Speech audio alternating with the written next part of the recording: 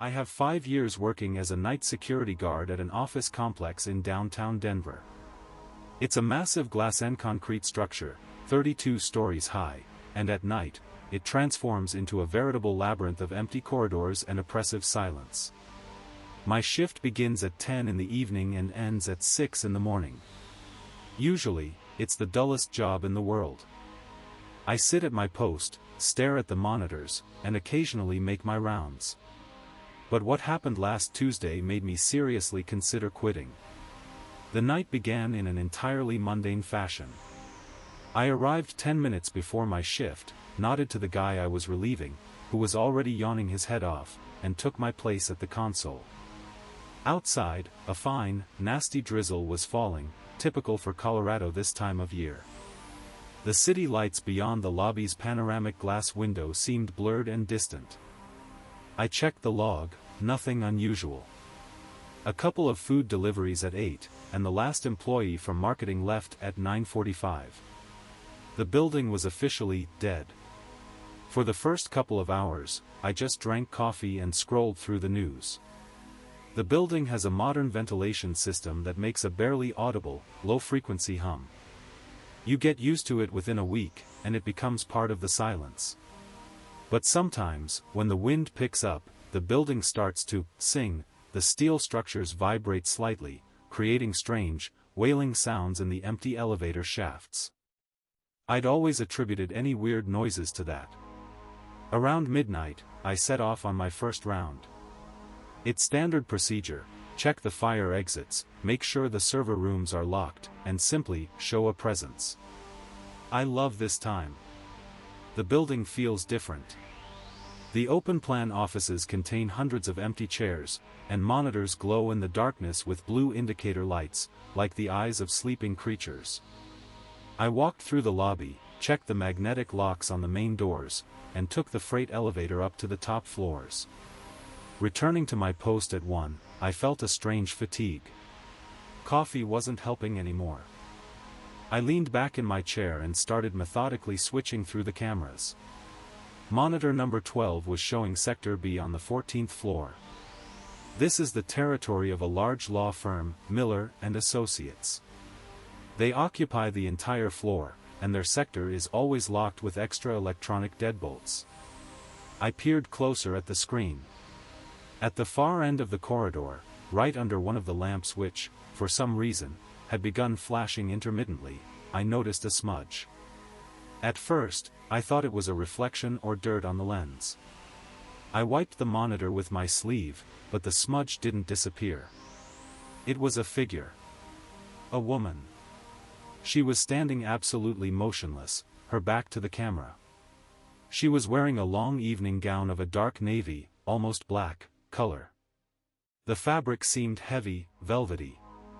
Her hair was done in a complex updo, typical for formal receptions. In her right hand, she was holding a small, shiny clutch. She stood directly in front of the panoramic window, beyond which Denver's night darkness stretched out. I froze. My brain was feverishly trying to find a logical explanation. How did she get there? The access control system hadn't recorded any entries on the 14th floor since 6. All doors to Sector B are reinforced. You can't open them without special equipment or the master key card, which only I and the building manager possessed. I grabbed my walkie-talkie. "Mark, are you there?" My voice sounded unnaturally loud in the empty security room. In response, silence. Only the slight hiss of static. Mark was supposed to be patrolling the underground parking garage. "Mark, answer me. We have a trespasser on 14, Sector B. A woman in a navy dress. Check the access points from the stairwell side." Silence again. I looked at the signal meter, it was at max strange. I shifted my gaze back to the monitor. The woman hadn't moved. She wasn't adjusting her dress, looking at her watch, or turning around. She stood as if she were part of the furniture. I zoomed in. The camera on the 14th floor was high resolution, but the image around the woman somehow seemed grainy, as if the air there was denser. I decided to go up myself. It was my duty. I took my flashlight, a heavy ring of keys, and headed to the elevators. While waiting for a car, I caught myself thinking that I didn't want to go up there. An unpleasant cold sensation appeared in my stomach. The elevator arrived with a quiet chime. I stepped inside and pressed 14. The car started moving up. I watched the floor numbers on the display. 4, 7, 10. At the 11th floor, the elevator suddenly jerked and stopped. The light flickered and went out for a fraction of a second, then a dim emergency light came on. I pressed the call button. Silence. No dial tone, no voice. I felt cold sweat pour down my back. Come on, I whispered to myself. Just a power surge. A minute later, the elevator jerked again and continued moving. When the doors opened on the 14th floor, I was met by absolute darkness. The emergency lighting here, for some reason, hadn't kicked in. I switched on my powerful flashlight. The beam cut through the darkness, illuminating the carpeting and expensive wooden wall panels. I headed for Sector B. My steps on the carpet were nearly silent, but I could hear my leather duty belt creaking. I approached the sector's glass door. It bore the firm's logo. I held my card against the reader. There was the familiar click, and the lock opened. I went inside. The corridor was long, with numerous doors into offices on both sides. I was walking exactly to the spot where I had seen the woman on the camera. The flashlight beam swept across the walls. There was that turn. There was that flashing lamp. No one was there. I approached the panoramic window. There weren't even traces of breath on the glass, although it was cold outside. I examined the floor. The carpeting was perfectly level, no compressed marks from high heels. I peeked into the nearest office, empty desks, computers off. I checked the conference room, the heavy leather chairs stood in their places. I pulled out my phone. We had a remote monitoring system installed via an app. I opened channel 12. The picture took agonizingly long to load. A loading spinner appeared, then the image jerked and cleared. I saw myself. I was standing in the corridor, shining my flashlight towards the window. My figure was clearly visible in the flashlight's beam. But on the screen, directly behind my back, she was standing. She was so close that her dress almost touched my back. She was half a head taller than me. Her face was hidden in shadow, but I could see her long, pale fingers slowly reaching for the back of my neck. I froze. I was afraid to even breathe. I could feel the cold from her presence seeping through my jacket. I didn't turn around. I knew that if I turned, I would see emptiness, but on the phone screen, she would be there. Slowly, very slowly, I began moving the phone to the side to see if she would move with me. She didn't. She just stood there, reaching out her hand. Suddenly, the app crashed. The screen turned to green bars, and the sound from the phone's speaker became a piercing, screeching noise. I threw the phone aside. It fell onto the carpet with a thud. At that moment, I heard it. Click. The sound of a heel on a hard floor. But here, there was carpeting. Click. Click. The sound was coming from the darkness, directly in front of me, although on the camera she had been behind me. I switched my flashlight to full power and aimed it down the corridor. No one was there. But the sound continued. It was approaching. Click. Click. Click. The rhythm was fast, impatient. I bolted. I ran for the exit from the sector, not picking my way. I could hear office doors slamming behind me. One after another. Bang. Bang.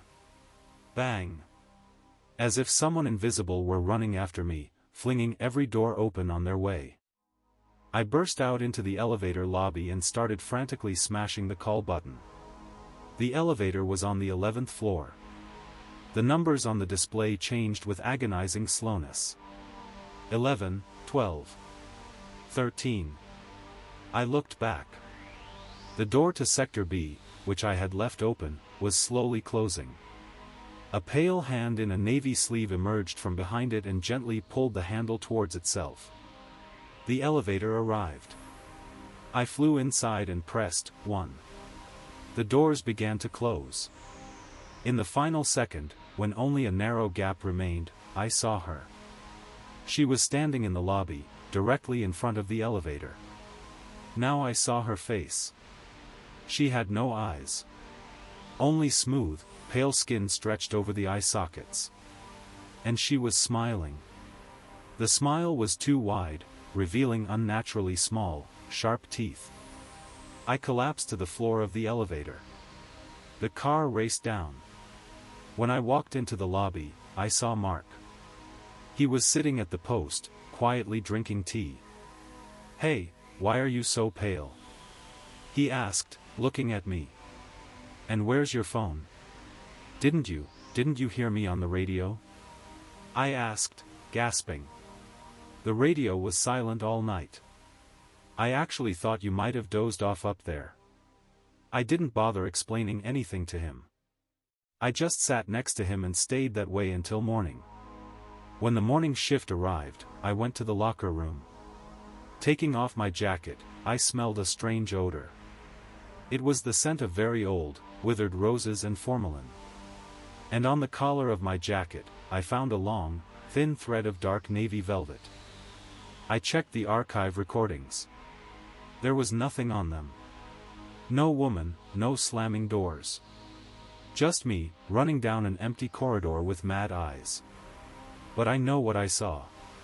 And I know that on the 14th floor, in Sector B, someone is still waiting for their next visitor.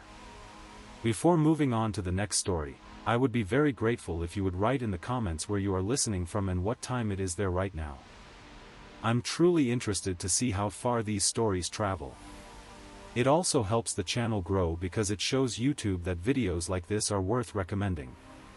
And if you are already liking what you hear, you can support the video with a like. Alright, let's continue. I work as a manager at a 24-hour fitness club in Miami. It's a huge space, 3 floors of glass, neon, and the most modern equipment. Night shifts here are a time of silence and strange sounds. Usually, from 2 to 5 in the morning, there are at most 3 or 4 people in the gym. It's either those who suffer from severe insomnia, or the hardcore fanatics who want to train in complete solitude. My job is to keep order, hand out towels, and occasionally make rounds to make sure no one has fallen asleep on a machine.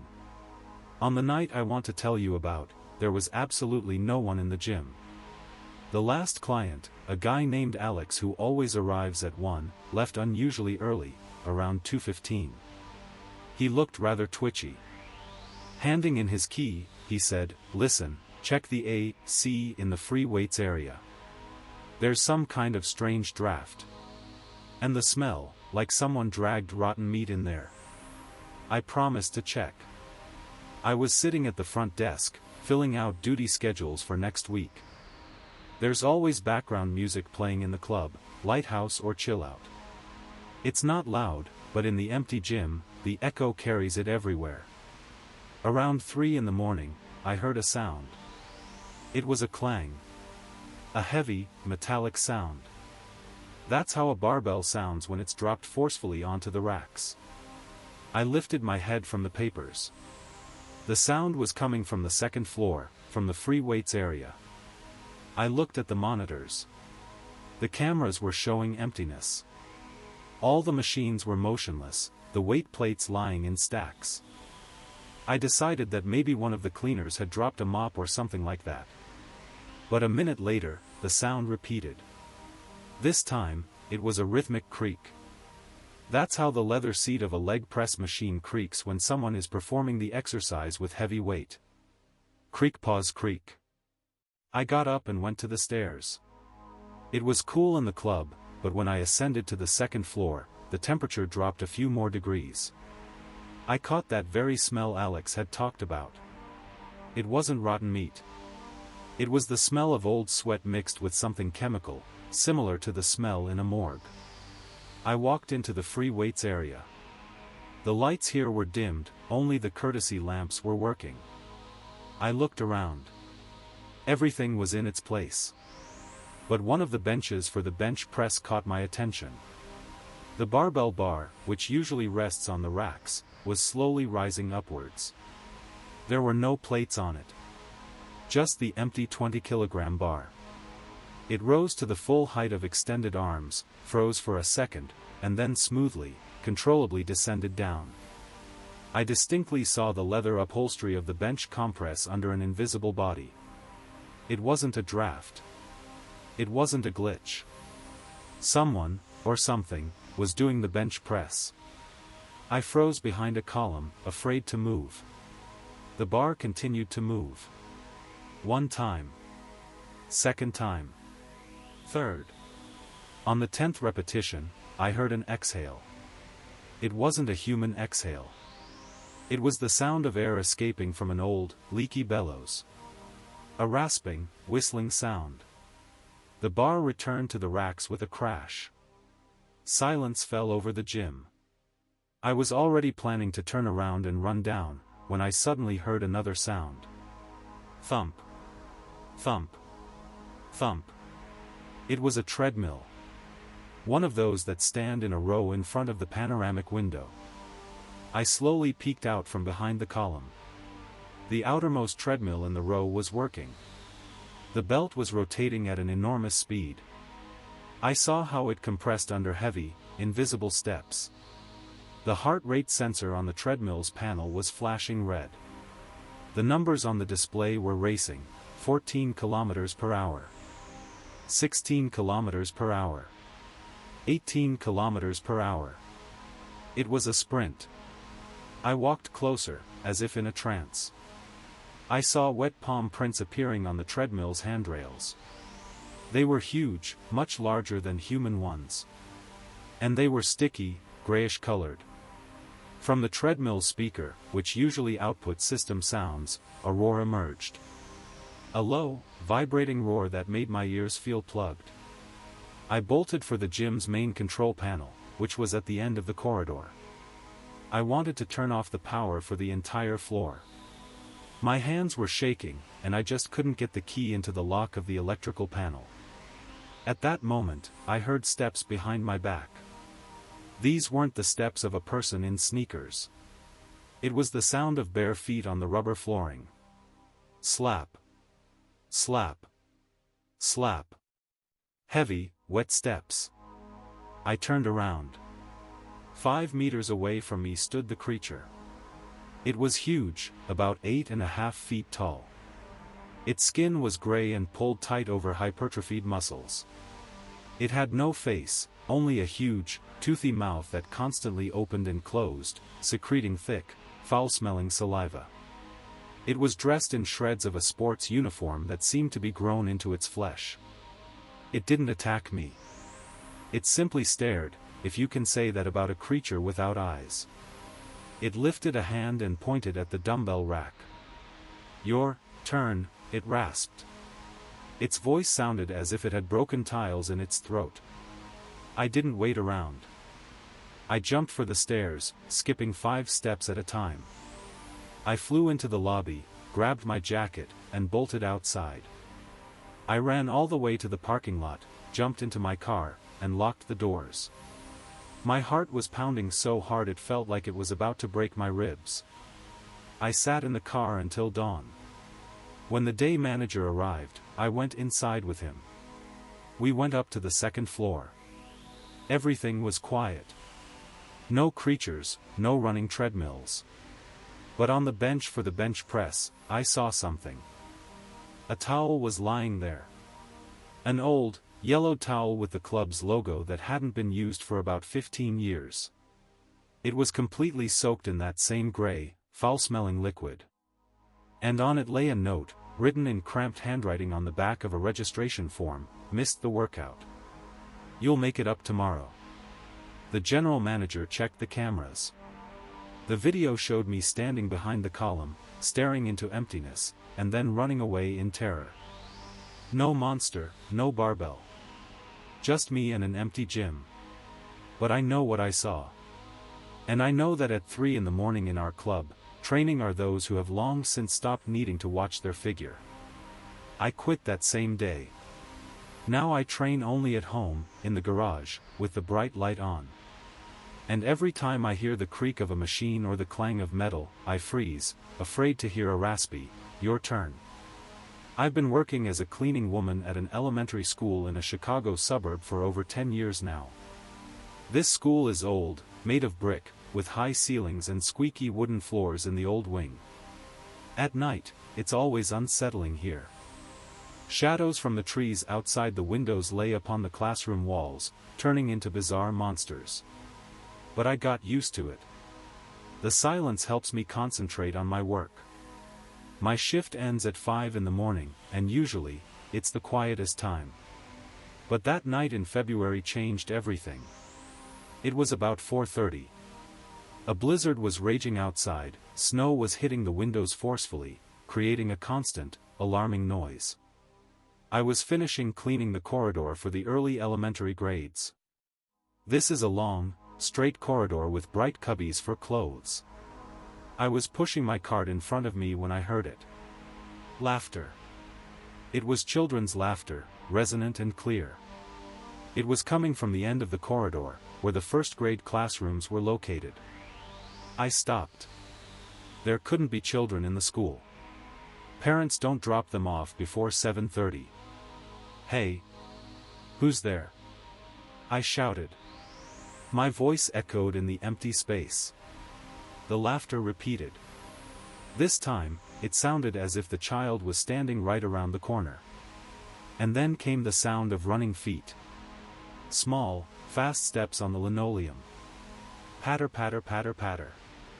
I went towards the sound. I thought maybe one of the children had hidden in the school after classes and stayed here all night. That had happened a couple of times. I approached classroom 104. That's Mrs. Evans' class.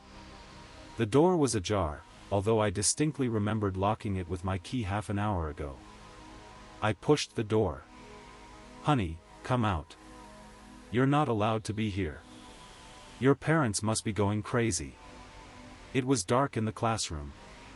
Only the light from a street lamp was breaking through the blizzard, creating stripes of light and shadow on the floor. I switched on the light. The class was empty. But open notebooks lay upon the desks, even though teachers always lock them up in cupboards. I approached one of the desks. In the notebook, the same word was written, hundreds of times, in small, uneven handwriting, "Watch." I felt goosebumps crawl over my skin. I turned around to the chalkboard. It was perfectly clean when I washed it an hour ago. Now, there was a drawing on it. It was a chalk drawing. It depicted me. I recognized my smock, my hairstyle, even the ring of keys on my belt. I was drawn from behind, standing by the window. But in the drawing, right behind my back, a small figure was standing. A child in a striped shirt. His hands were stretched towards my neck, and the fingers ended in long, sharp claws. I felt a cold breeze on the back of my neck. I slowly turned around. No one was in the classroom. But when I looked at the board again, the drawing had changed. Now the woman on the board, me, was drawn with a face distorted in terror. Her eyes were gouged out, and black liquid was flowing from her mouth. At that moment, the light in the classroom flickered and went out. I was left in complete darkness, hearing only the howl of the blizzard outside the window. And then I heard a whisper. It was coming from under one of the desks. "Play with us, Helen. We've been waiting for you for so long." I bolted for the door, but it slammed shut right in front of my nose. I yanked the handle, but it wouldn't give, as if it were being held from the other side by hundreds of small hands. I started shouting, beating on the door. Small lights began to ignite in the darkness of the classroom. They were eyes. Dozens of pairs of red, glowing eyes under desks, in cupboards, under the ceiling. I pressed against the door, gasping with horror. The lights began to approach. I heard the rustle of clothes and the sound of small feet. "Mrs. Evans said you were nice," another voice whispered, right next to my ear. "She said you love cleanliness." "We love cleanliness too. We will clean you." I felt on my belt for my heavy flashlight and switched it on. The beam of light snatched the figure of a boy from the darkness. He was standing 3 feet away from me. He was wearing a striped shirt, stained with something dark. His face was pale, almost transparent, and in place of eyes, there were deep, black holes. He was smiling, and his teeth were sharp, like a predatory fish's. I swung the flashlight, but it just passed through him, as if through fog. The boy laughed, with that same resonant, children's laughter I had heard in the corridor. Suddenly, the door behind my back opened. I tumbled into the corridor and ran as I hadn't run in my youth. I heard office doors slamming on all the classrooms behind me. Bang! Bang! Bang! The whole corridor shook from these impacts. I burst outside, into the very thick of the blizzard. I ran to my car, sinking into the snowdrifts. Looking back at the school building, I saw that lights were burning in all the windows. And in every window, they were standing. Dozens of small shadows that waved their hands at me. I drove away and never went back to that school. The principal called me, asking why I abandoned my job. I said I was moving. A month later, I read in the local newspaper that the school was closed for capital renovations due to problems with the wiring and constant complaints from teachers about strange sounds. But I know the truth. Sometimes at night, when it's snowing outside, I hear quiet, children's laughter in my house. And when I approach the mirror in the bathroom, I see small palm prints on it. They are always located at the level of my neck. That's all for today. If you've listened this far, thanks for staying. Before you go, write in the comments where you are from and what time it is there right now. I read them to understand who else isn't sleeping at such hours. It also helps the channel grow and gives a signal to the algorithm that stories like these are interesting. If you liked it, give it a like and subscribe so you don't miss new ones. Take care of yourselves. See you in the next video.